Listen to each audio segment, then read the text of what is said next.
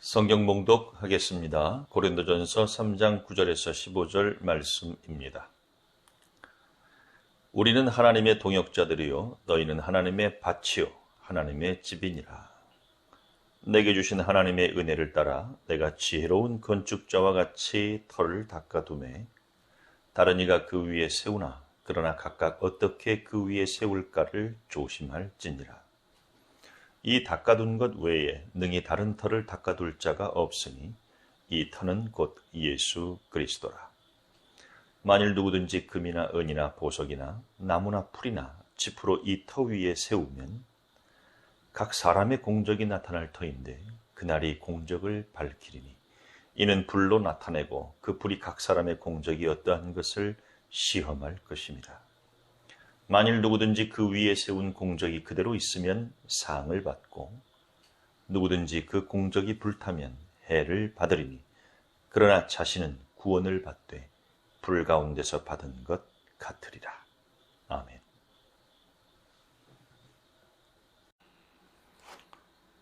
할렐루야, 반갑습니다. 한 주간 동안 평안하셨습니까?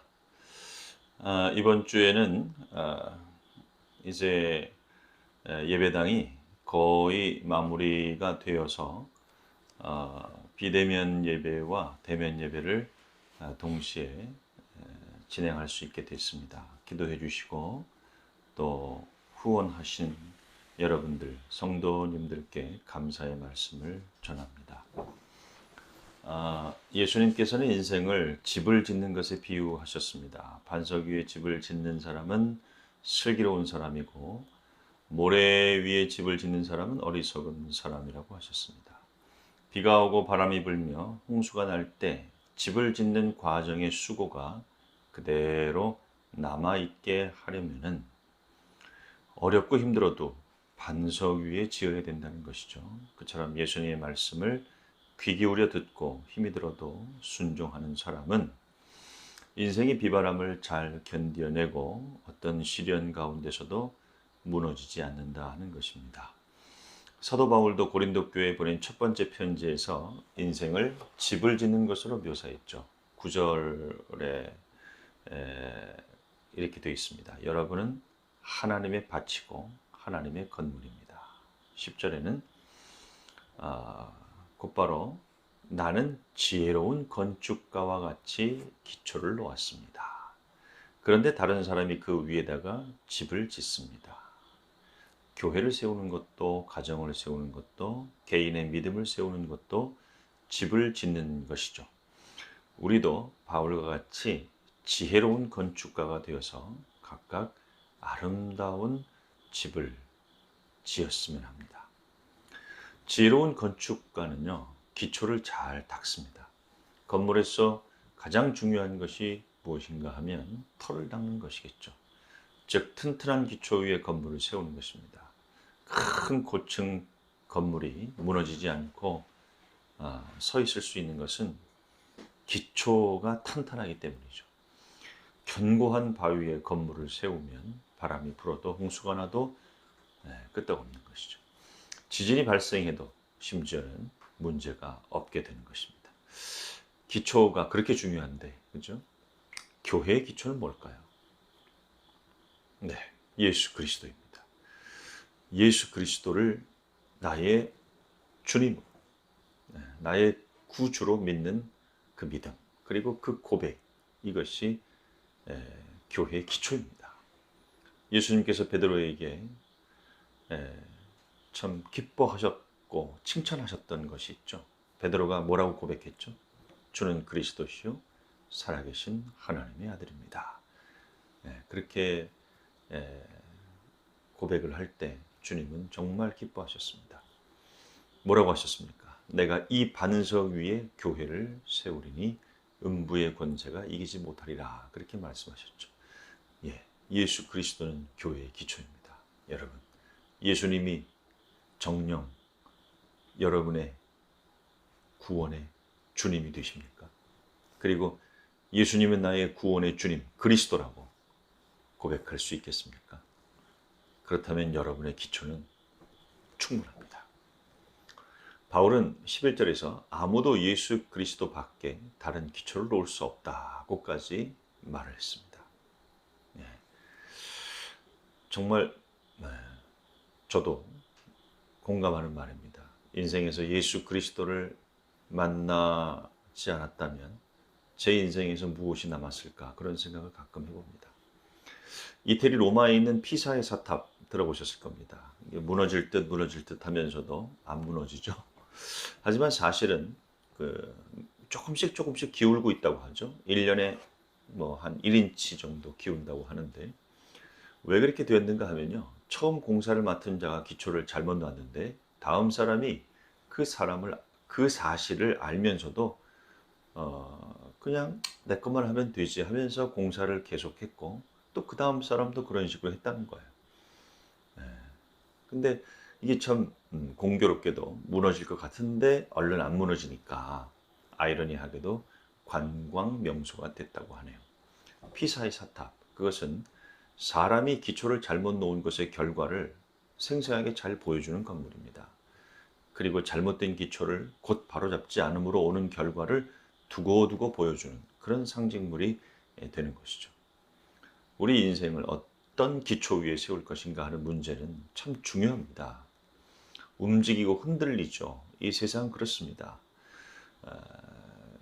그렇기 때문에 이 세상이 주는 어떤 것 위에다가 세우지 말고요. 하나님이 주시는 것 위에, 말씀이 주시고 성경이 주시는 것 위에 저와 여러분의 기초를 세울 수 있기를 바랍니다. 그것이 바로 우리 주 예수 그리스도다 하는 것입니다.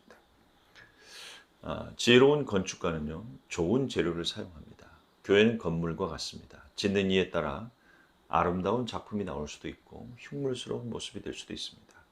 가정도 건물과 같습니다. 짓는 이에 따라서 걸작품이 되기도 하고 졸작품이 되기도 합니다. 개개인의 인생도 신앙도 다 건물과 같습니다.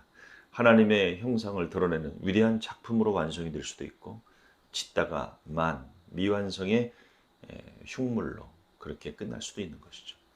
그런데 바울은 건축에 중요한 여러 요소가 있습니다만 건축 재료에 대해서도 굉장히 주의 깊게 말하고 있습니다. 예수 그리스도라고 하는 기초 위에서 우리가 건물을 지어가는데요. 어떤 재료, 어떤 자재를 가지고 세우느냐. 이것이 바울이 주의 깊게 이야기하는 것입니다. 여러 가지 자재가 나오죠. 금, 은, 보석, 나무, 풀, 집. 6가지 자재들이 등장합니다. 12절 보면 누가 이 기초 위에 금이나 은이나 보석이나 나무나 풀이나 짚으로 집을 지으면 13절 그에 따라 각 사람의 업적이 드러날 것이다. 그날이 그것을 환히 보여줄 것이다. 그것은 불에 드러날 것이기 때문에 그렇다. 불이 각 사람의 업적이 어떤 것인가를 검증하여 줄 것이다. 여러 가지 자재가 등장하지만 크게 말하면 2가지죠. 불에 견딜 수 있는 것과 불에 견딜 수 없는 것. 불에 견딜 수 있는 것은 물론 금, 은, 보석 이런 것들이고요. 이런 것들은 불이 지나가도 그대로 있다는 것입니다. 불에 타서 없어지지 않는다는 것이죠. 그러나 불에 금방 타버리는 것, 나무, 풀, 집 그런 것입니다. 불에 타고 안 타고가 중요한가요? 13절에 보면 그에 따라 각 사람의 업적이 드러날 것입니다. 그날이 그것을 환히 보여줄 것입니다. 그것은 불에 드러날 것이기 때문에 불이 각 사람의 업적이 어떤 것인가를 검증하여 줄 것이다. 네, 업적이 불에 의해 드러난다고 하고 있습니다. 불이 업적을 검증해 준다는 거죠. 어떤 재료를 가지고 집을 짓든 간에 사실 모든 사람은 다 수고를 해야 됩니다. 정성을 부어야 됩니다. 그런데 어떤 사람은 헛수고가 될 겁니다. 또 어떤 사람은 자기도 만족하고 다른 사람들도 칭송하는 그런 결과가 나올 것입니다. 보람이 되고 기쁨이 이어질 것이겠죠. 그 차이가 뭐냐? 14절, 15절. 어떤 사람이 만든 그 작품이 그대로 남으면 상을 받을 것이고 다 타버리면 그는 손해를 볼 것이다. 망할 것이다. 우리의 작품이 주님 앞에서 그대로 남아있으면 걸작으로 인정받아 상을 받는 거예요. 아무리 멋진 작품이라도 다 타버리고 사라져버리면 망한 것입니다. 수고와 고생이 다 사라진 것이죠. 우리가 예수 그리스도를 믿고 사람들을 열심히 사랑하고 영적으로 성장해서 하나님을 기쁘시게 하려고 여러 가지 애를 쓰기도 하죠. 헌신도, 예배도, 기도도, 봉사도, 전도도 열심히 합니다. 사람들이 보기에는 굉장한 신앙이죠. 그런데 하나님 앞에 전혀 인정받지 못하고 부끄럽게도 될 수 있다는 이야기를 하고 있는 것 같습니다. 왜냐? 수고와 헌신이 다 불타버리고 아무것도 남은 게 없는 거죠. 그래서 상을 받을 수가 없다는 거죠. 근데 제 생각에는요, 성경을 가만히 읽어보면 구원은 받아요. 왜냐? 하나님이 여기서 볼 때 구원을 문제 삼는 것 같지는 않아요. 타버려도 남는 게 있잖아요. 뭐예요? 터는 남을 거 아니에요. 터가 워낙 든든하니까. 터는 예수 그리스도 위에 세웠습니다. 예수님 영접하고 예수 믿으면 예수님 은혜로 구원받는 거죠. 구원은 잃어버리지 않을 것입니다. 그렇지만 주님께 상을 얻지 못합니다. 딴에는 한다고 했지만 열심히 한 것 같지만 하나님께 인정도 받지 못하는 것입니다. 그렇게 되면 참 억울하겠죠. 바울이 하고 싶은 얘기가 뭘까요? 무엇 때문에 이렇게 된다는 것입니까? 여기서 불은요, 시험이죠. 인생을 살면서 믿음 생활하면서 시험에 견디는 게 그만큼 중요하다는 거예요. 우리가 은혜 받고 하나님 나라 위에 살기로 결단도 합니다. 순간순간 결심을 많이 하죠. 어쩌면 매일매일 하는 분도 계실 거예요. 그래서 교회 열심히 나가고 예배도 잘 드리고 때로는 봉사도 하고 심지어 전도도 하고 열심히 속해도 드립니다. 교회를 교회답게 만들기 위해서 많은 헌신을 하죠. 그런데 이렇게 하다가도 시험이 다 통과하거나 아니면 비껴가는 게 아니에요. 시험이 올 수 있습니다. 오히려 일하는 사람한테 어쩌면 시험은 더 많이 찾아오는지도 모르겠어요. 그래서 상처를 받고 또 사람과의 문제가 막 생겨가지고 막 섭섭한 마음도 들고 원망스러운 마음도 들고 감정도 상하고 그런 일들도 생기고요. 그 외에 경제적인 문제라든가 다른 문제가 생길 수도 있고요. 근데 여러분, 그때가 중요하다는 거예요. 온갖 어려움이 있어도요, 계속 건물을 지어 나가야 한다는 거예요. 시험을 견디면서 말이죠. 우리는 가끔 살다 보면은 건물을 짓다가 자금난이라든가 어떤 등등의 문제가 발생해서 중단돼 가지고 방치된 건물들을 볼 때가 있습니다. 이게 방치된 채 아무런 뭐가 없으면요, 그 자체가 참 흉물스러운 거예요. 우리가 아름다운 교회를 세우고자, 아름다운 인생의 집을 짓고자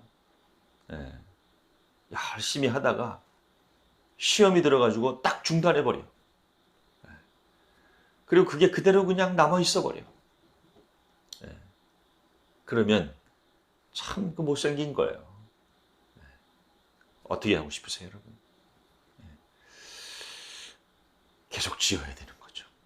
힘들어도요, 어려워도요, 시험과 시련을 견디면서 계속 지어나가야 되는 것입니다. 하나님이 왜 코로나19를 허락하셨을까? 많은 이유가 있겠죠. 또 많은 해석이 있을 수 있고, 오늘 본문에 비춰봐서 한번 해석을 해봅니다. 이것은 불시험이다. 이 과정 동안에 시험에 드는 이들이 분명히 있을 거예요. 그렇지만 어려움을 통과하고 세상의 비난을 통과하고 불편과 위험을 직면하면서 끝까지 견디는 이들도 있을 것입니다. 여러분, 참 지금까지 인생을 살아오면서 얼마나 많은 어려움을 만났을까요? 잘 참고 견디면서 여기까지 잘 버텼습니다.